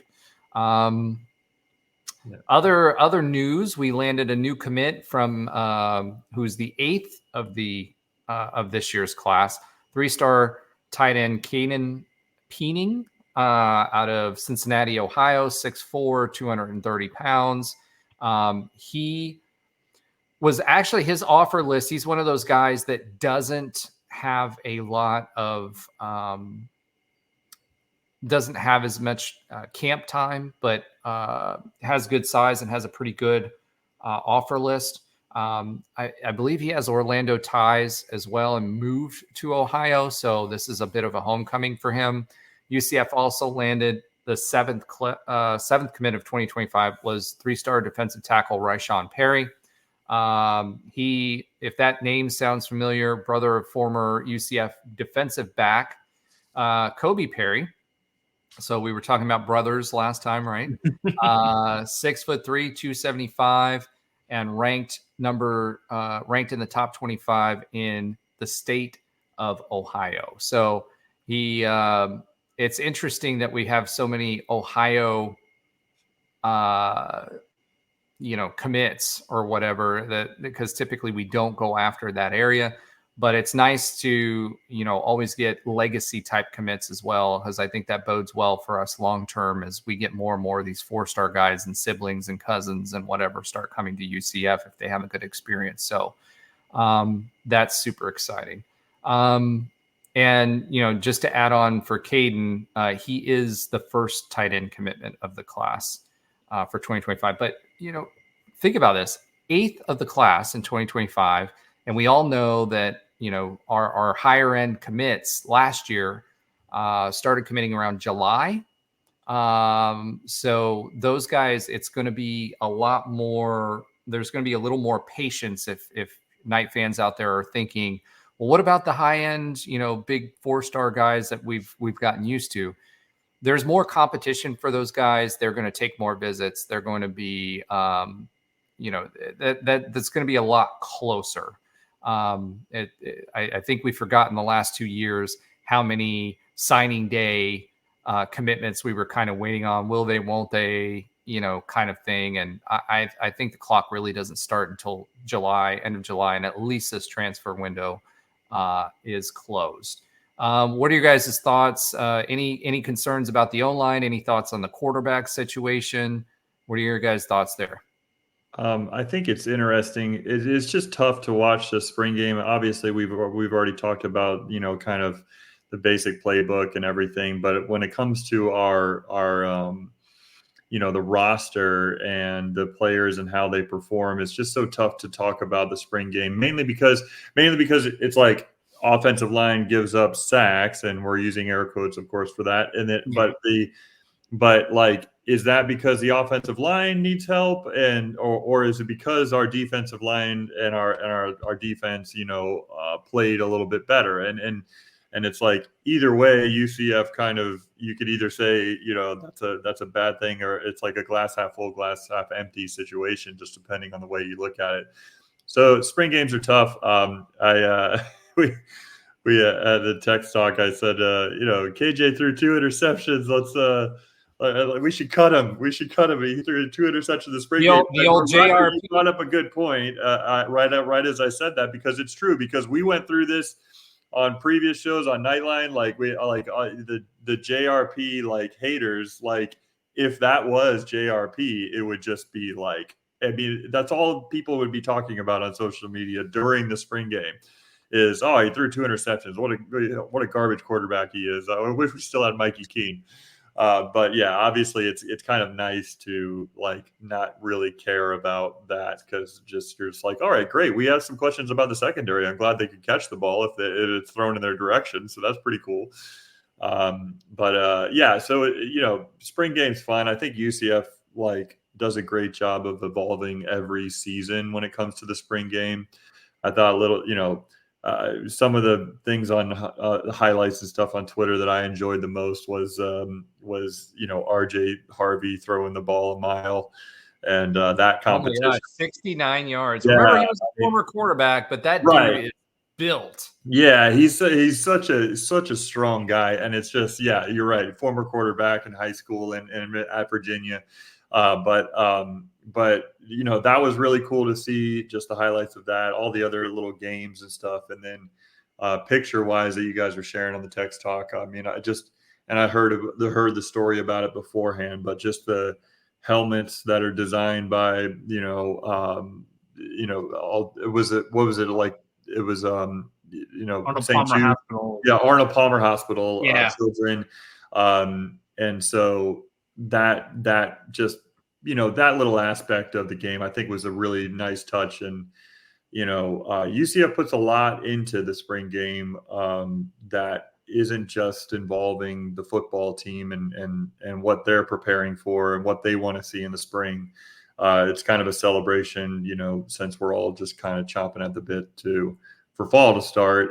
It's a little bit of a celebration that we get in the month of April. So you mentioned JRP. JRP was on the sidelines at the spring game and was on the field. He had people wanting to take pictures with him and all that stuff, still supporting UCF in spite of it all. He's got all this going on with the draft coming up, and he's got visits with a bunch of different NFL franchises as a quarterback, by the way. He's got, I think, 4 or 5 different visits scheduled that have been publicized already. And in the midst of all of that, he still takes the time to come to UCF for the spring game and support the school. And, it just says a lot about him, and fans love him for it. I think JRP is going to be kind of like that Mackenzie, not quite Mackenzie Milton, but kind of like Mackenzie Milton. That guy, when he came to UCF, I mean, Ole Miss fans were upset. They were sad. They went to Twitter and wished him well and did all that. I think JRP is going to be that guy, no matter what you feel like as far as his quarterback play is concerned. The man played baseball for us. He played football. He did it at a high level, and he supports UCF. So make sure you support him, because if there's anybody who deserves it, JRP deserves it as well. Agreed. I think he's going to go down as one of those like fan favorites, like looking back on it, that like you kind of forget, you'll probably forget much before, you remember how such of a great guy he is. I think you forget about all that nonsense between which quarterback you wanted in that position in that year. Thank goodness we don't have the Mikey Keene debate this year to talk about. That was so frustrating to have to talk about. Wish him the best where he's at now. He's at Fresno State, I think. And he played pretty well last year, and I hope he keeps playing well. But thank goodness we don't have that kind of controversy to talk about this season. Hopefully he doesn't abandon his team in a championship game. That'd be great. Yeah. Well, yeah. Wish him well. All right, Josh. On that note, I gotta follow that. Oh, you're gonna follow it. You're gonna follow it well. I kind of echo is the O-line really what it is type of sentiments has been when we're talking about that stuff. I don't know. At this point, I think we we let our eyes tell the story, and if you weren't there, well, then too bad, because we're not going to put it on video for you. Yeah, right. Seriously.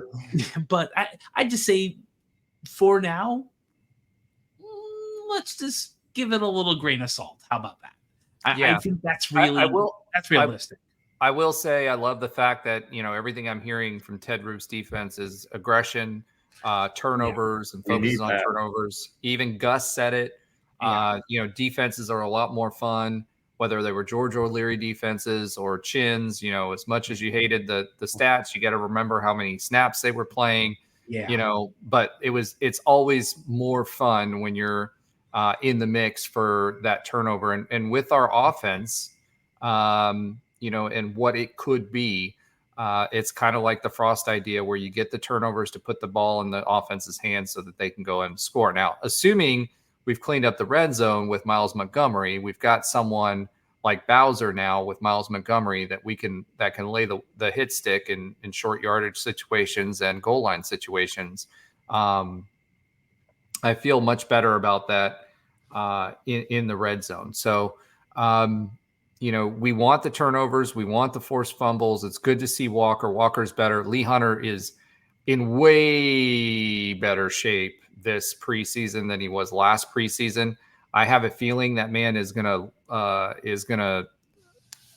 think he was kind of pissed off about how things went down last year in the Big 12 for the first year, and I think he's put in the work. He did mention, you mentioned the trip to the hospital and all that. UCF is a master of marketing. Like, the whole idea of having them color the helmet stickers and all that.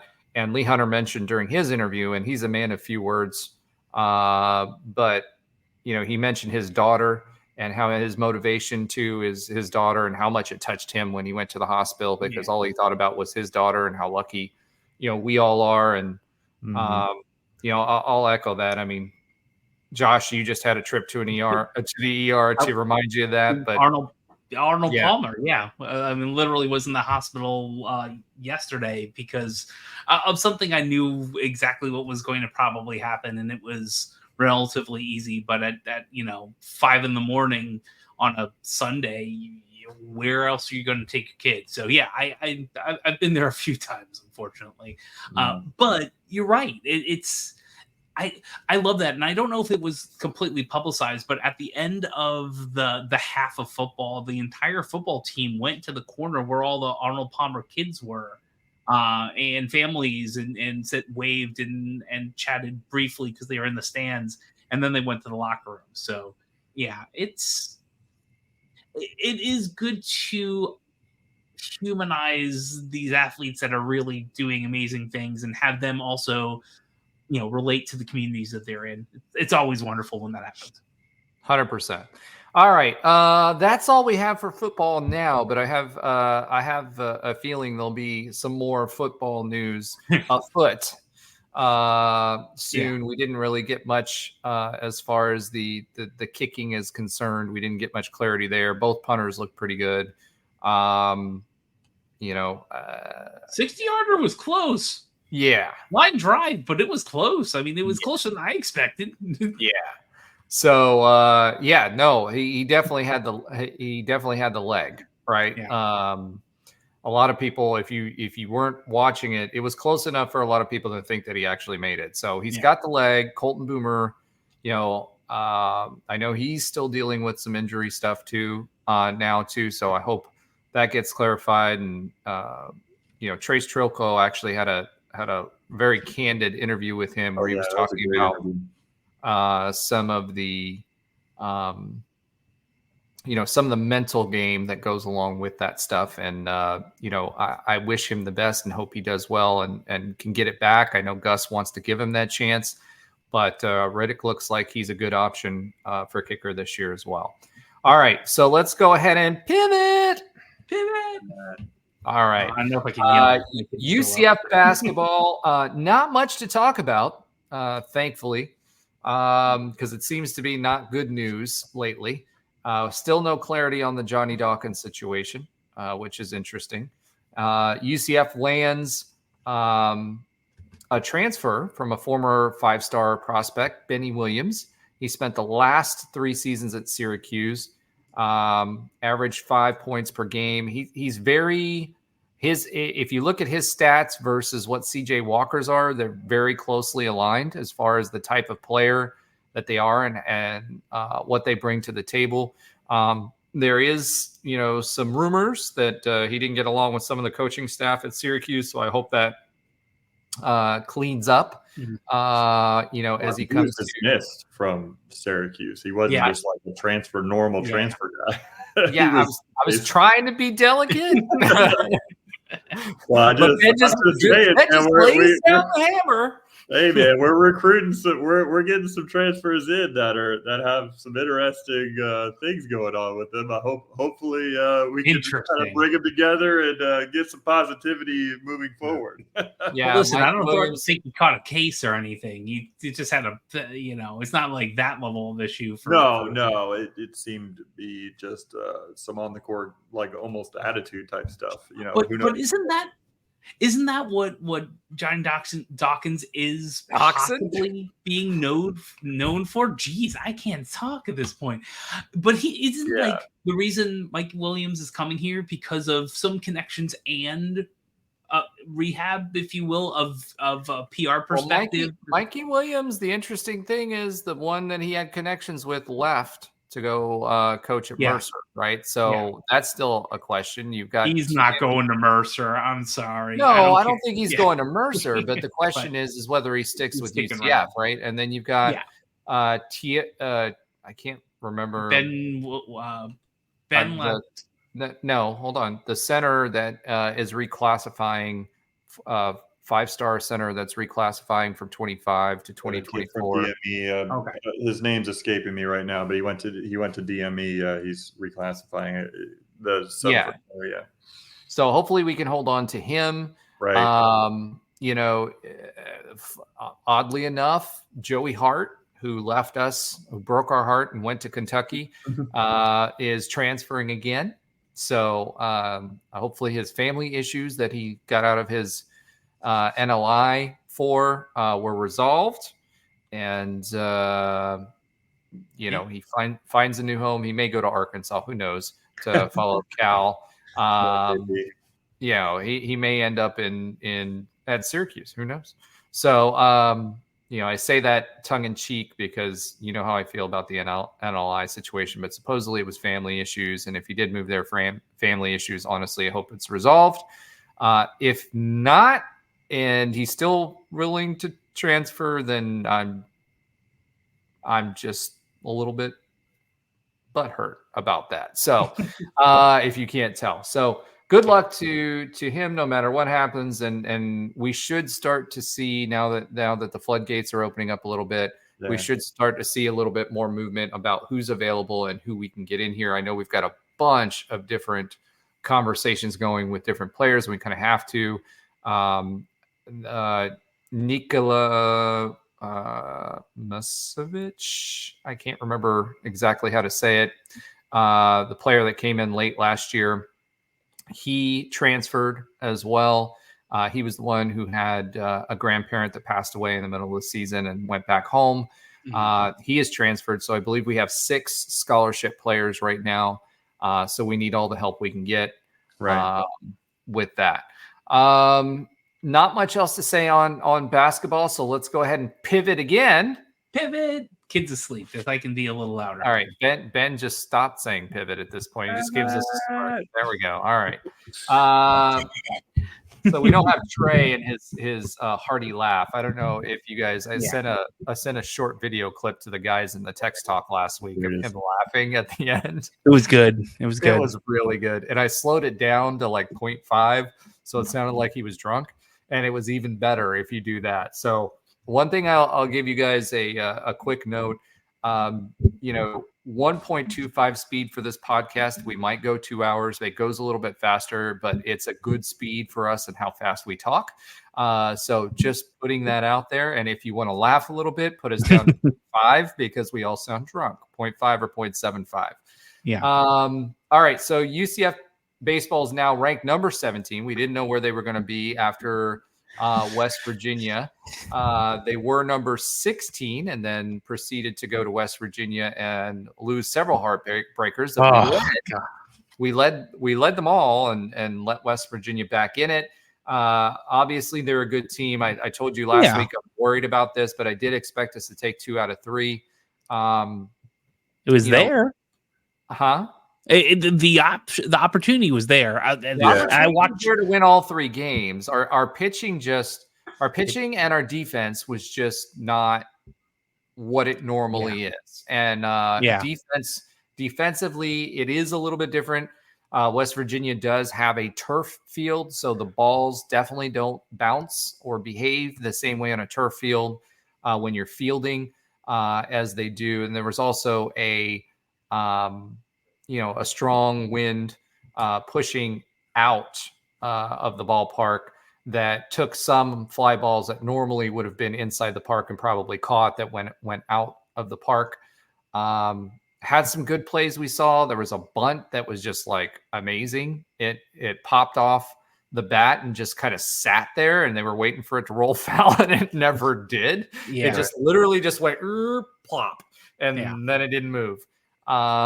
So there were some good things to take away. I mean, the guys were hitting fairly well. We had definitely missing Sundin for that extra pop. Had some roster changes throughout these games that showed some promise as well as far as hitting is concerned. I was not happy about the results, and I was not happy about the pitching. So hopefully we get back on the horse versus North Florida tomorrow. So anything else you guys wanted to talk about with regard to baseball? I mean, all of them were heartbreaking losses. I mean, I think it's tough when you're up in the game. I don't know about Saturday's game. I was real busy with my own sports weekend with my kids this weekend, but I did rewatch Sunday's game after I got home, and it looked like we had it in the bag, and then they start to creep back into it. Then all of a sudden it's just like a big hit after big hit, kind of going back and forth, and then we lose it in the last inning. But and then of course we lost it just the bomb home run that kid hit to end that game. That walk off was just a monster shot. And it makes me wonder, the last thing I want to say about the West Virginia series is like that road that is behind the left field fence. It seems like a relatively busy road. It's like that's a road that I don't really want to travel on when it's during a West Virginia baseball game, because there was I think UCF Baseball's Twitter put on Friday night that I think it was Ziska that hit a home run over that left field wall there, and it's like, did that land in the truck bed or what? Like driving by at the same time.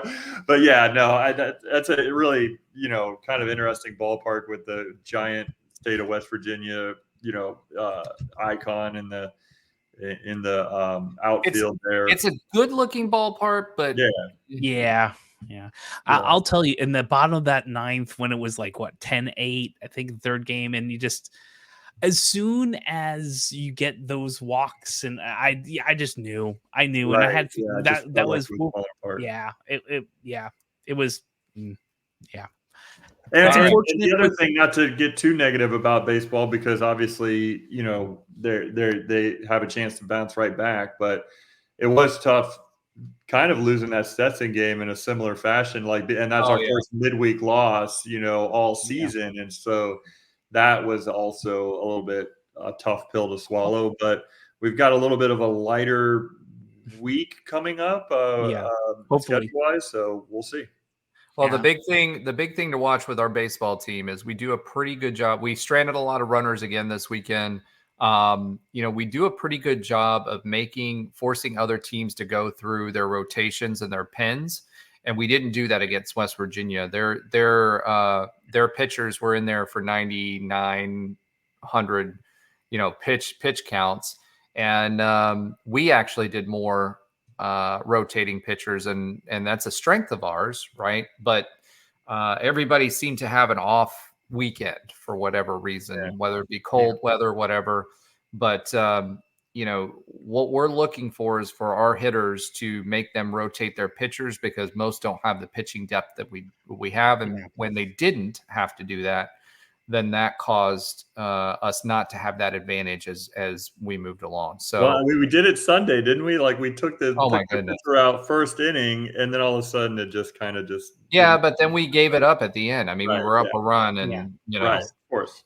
It was that seesaw, or not. It was like the same type of curve. Like what happened in the first with us is happening to us in the ninth-ish, right against us. So, all right. So moving on from baseball, the good news is they're still ranked number 17 in the nation. So, hopefully we can bounce back against North Florida. We did have some feedback last week. Actually, 2 weeks in a row, we've been getting feedback where folks have been giving us feedback. So make sure you keep doing that. Also, make sure to like, subscribe, comment. Several of you took the opportunity to like for last week's show. Please keep those coming. That helps us and obviously tells us what we're doing right and what we're doing wrong. So if never want to get a down thumb, but actually Ben just updated me. It looks like we did drop out of the rankings today. All right, so I take that back. Everything sucks. Yes. All right, everything sucks. Let's see Central Michigan 4 times in a row. So we have North 4-game Florida series this weekend. We got a doubleheader on Saturday with Central Michigan. Well, I think that pretty much throws us out of contention for hosting, but what it does, we are still definitely in the contention to play in the tournament. So we'll just probably be at FSU or something like that. Well, so, I mean, maybe it depends on how the Big 12 championship goes too. I'd say, and other things. I don't think it's completely out of reach, but it would have been easier if we picked up one at least. Right. Yeah. All right. So since Alan decided not to join us because he's still hungover from his trip to New York, we are going to move right on to Josh's sometimes funny fact of the week. Josh, take it away. Hey, how you doing, everyone? This is Josh, and here's my funny fact of the week. So the Sun Devils, we know, have a mascot named Sparky.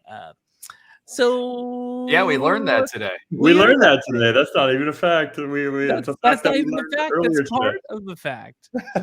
I gotta get out of that. I can't. Yeah, you don't have a radio voice, dude. I'm using my fake radio voice. That's the problem. Your fake radio voice is what I meant. Yeah, your radio voice. I need to do that vocal fry. Yeah. All right, come on. Yeah. So we know that the Sun Devils mascot is named Sparky. What company was the illustrator from that designed Sparky? What? An illustrator from what company designed the Sun Devil mascot Sparky? I don't think it's Disney, so I'm going to say LucasArts or maybe Pixar. Well, no, Pixar wasn't around long enough for that. So I'm assuming Sparky's been around for a while. So I don't know. Are you talking about illustrator meaning a person or a company? The illustrator itself was from what company? Okay. I'm just going to say Disney because there's not very many or Marvel, one of the two. I don't know. Yeah, there you go. I'm trying to think of a Arizona-based company that would maybe do something like that, but I have no idea. So I'm just gonna go on a little bit of the track that Roger was and say like DC Comics. Well, it was pretty obvious because we are a sports podcast based out of Orlando. Yes, Disney is the answer. Disney illustrator Bert Anthony created the Sun Devil. And also, I don't know if it's Bert Anthony specifically, but also I believe created, Disney illustrators have created the Oregon Duck or the Stanford Indian, which is no longer used anymore. They're now a tree. Although I love the Stanford tree. I don't know about you, but I love that tree costume and all that fun stuff that comes with the Stanford tree. But yeah, it was a Disney illustrator, Bert Anthony, pretty well known one too. All right, thanks, Bert. We appreciate your contribution to college football. I definitely believe the duck thing. And no, it wasn't that obvious just because we're out of Orlando. That's such a random, not funny, random. Well, I guess it's funny. I don't know. It's just weird. So it's funny to think that so the Sparky was created in 46, which George Lucas definitely was in the middle of the Star Wars universe during 46. Maybe if it was Stan Lee created it, I get you. But well, that's where I was going there. That's why I asked if it was a name or if it was a company, right? So I let you go down the path. It was fine. Yeah, I was close. All right. Yeah, you're good. All right. So moving on, since Alan completely renamed this segment last week, he did not include the track. It has now been christened the quick update on other UCF sports that Alan does not watch. So I love this. Let's go ahead and go with that. Okay, so sorry, I have to laugh at it because the first thing I do is UCF's women tennis. And the good part about the women's tennis team is they started to get some momentum. They beat Iowa State 4-0. They beat Kansas 4-3 to close out the regular season. And they were not winning matches, couple months back. So Big 12 tournament is next for them. Another sport that Alan does not watch is UCF men's tennis. And this was a heartbreaker. He doesn't watch enough that he didn't put on the show notes that they lost to number 2 TCU. Now, number 2 TCU and UCF were tied 3-3. We were right at the last match and lost 4-3. Yeah. And we didn't have our number 1 player. That's true. He was out. Yeah, so our men's tennis team is, I think, 18-4 now. They're really good. Well. They're really good. Yeah, and they're getting ready to go to the Big 12 tourney, which the first round is hosted at Lake Nona. Yes, the UTSA Center, home of the UCF tennis program. So go check it out if you can. Yeah, I actually might be there sometime soon for some pickleball. That's potentially, it's a huge area for pickleball. We'll get to that. I get it. Pickleball's kind of taken off, but it's still pickleball. So listen, I mean, I've seen 7-year-olds beat the crap out of 18-year-olds in pickleball. You can't do that in almost any other sport. We're a clean show. What are you doing? We're E for everyone. That's right. All right. UCF softball. Come on. Good news. So another sport Alan doesn't watch is UCF softball. UCF softball beat Jacksonville 9-1, swept Houston 3-0. We're picking up some momentum. We're playing FAU next. Yeah, another big sweep for UCF softball. They're peaking at the right time. Our hittings finally came on. Although Jada Cody, not quite what we're used to from her in her senior season. But the rest of the team is playing really, really well. Aubrey Evans is doing well, and we have some momentum going into the tournament, and I expect that we will do well. So that wraps up the show for us this week, and this is my radio voice, Josh. That's actually pretty decent. I'm not gonna lie. Yeah. I had lots of practice on Nightline, but no, we just used our regular voices. But thank you all for listening. Thank you all for watching. Hopefully you enjoyed our previews. I'm still trying to get the other 2 podcasts for the previews. So we're trying to get the Utah folks next, and then potentially Colorado. Maybe I'll get Dion on since he loves media. But other than that, have a great week, folks. Looking forward to next week. Go Knights and charge on. All right, now, that was super exciting. The duck was when we were using StreamYard, and no one talked about the duck until we stopped the podcast.